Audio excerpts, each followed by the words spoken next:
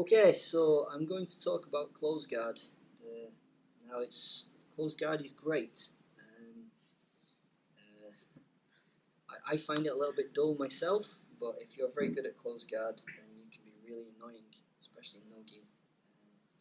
It's very hard to break someone's close guard if they're very good at it, and people who use close guard very well win a lot of competitions. So I'm going to show you what I know about close guard, and then I'll wait for all the comments to come in to tell me how crap I am.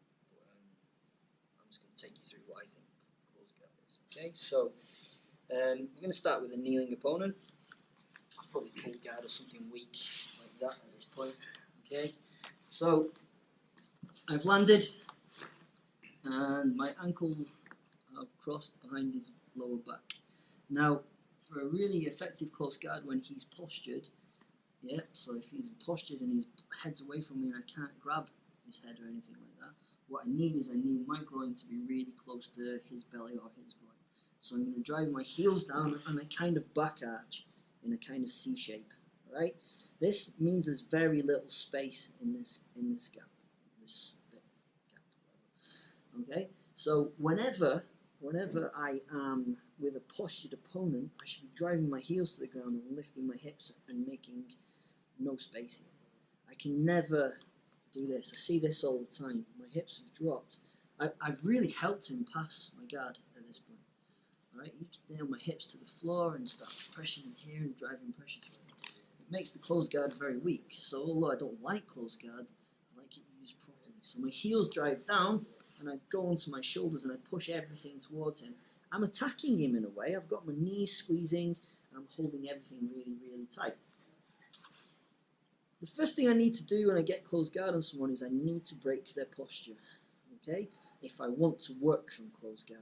Now, if it was MMA, for instance, and he postured like that, I'd literally just take my feet out, put my feet on his chest, and kick him across the room, okay?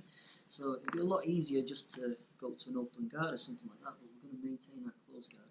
So I've closed my guard, I've got my heels down to the ground, I need to break his posture down. So how do I do that? Well, I'm going to do the opposite of what I'm doing at the moment. So I'm going to go this direction, I'm going to reach up and grab his head.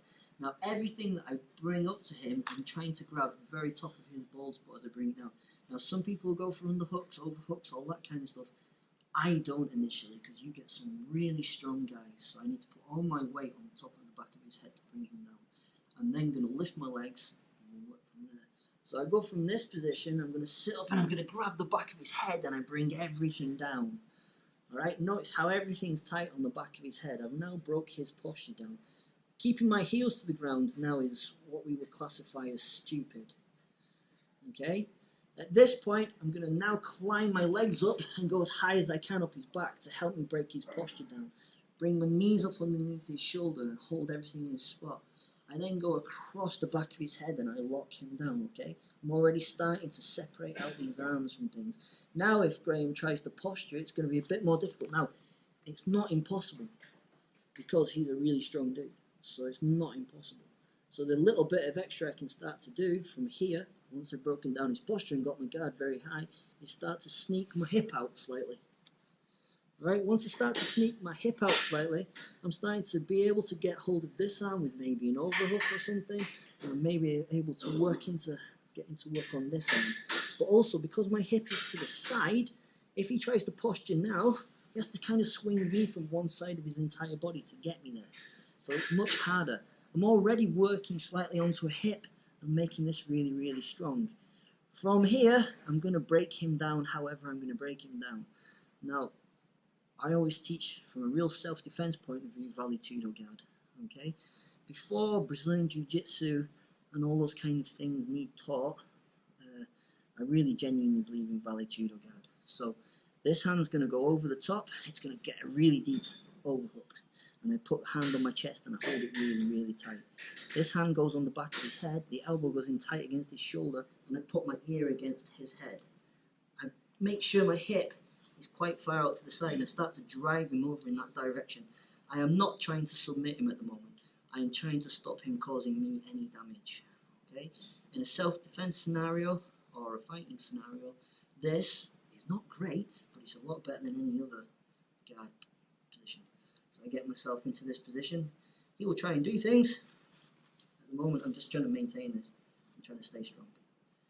Okay, so we'll go through that again. If he's postured, drive my hips towards him, get my heels driving towards the ground. Okay, I'm not worried about his hands at any point. Okay, traditionally he might throw hands from here if it was MMA. If he throws hands from here, it makes breaking him down much easier. And we'll look at that in the MMA series. All right? I'm going to go and get him. What do I mean by going and getting him? I'm going to C-shape him towards me, and I'm going to grab his head at the same time. I'm going to bring everything in. All right. Once he's locked down and he's kind of safe here, I'm going to try and climb as high as I can up his body, and I hold his head down. I might even switch my grip, starting to attack the arm. Once I feel nice and safe and strong around his neck and shoulder, I start to work my way out onto my hip slightly, making everything tight. At this point, I'm not thinking of Brazilian Jiu-Jitsu particularly, or attacking from my guard. I'm thinking of survival. This hand's going to go over the top, over a hook. This hand goes by the side of his head, and I'll put my ear on this side of his face. Alright, in this position, I can hold him off from doing me any damage. If he tries to hit me with that arm, it's not really going to do anything but upset me a little bit. Alright, I once had a jiu-jitsu guy, not Brazilian jiu-jitsu, a traditional jiu-jitsu guy, saying that he would reach down and grab my balls. If you can try reaching down and grab my balls, Graham, you can't really, okay? So I hide myself in this little slot. So when you're using close guard initially, please remember, the main priority is, if his posture's up, my hips are up, there's no space. That way, if he tries to put his knee on the back of my bones to try and pop me and stuff, it's already up there. He has to force my hips down before he gets there. To break him down, I'm going to C-shape up and bring everything towards me. Hold him down here. I start to climb up his back, try and get tighter. Okay? So, that's me going to a Vale-Tudo type early BJJ guard. Back in the 1990s, I went to a seminar, and that's what we were taught by the marvellous Hoist Gracie. So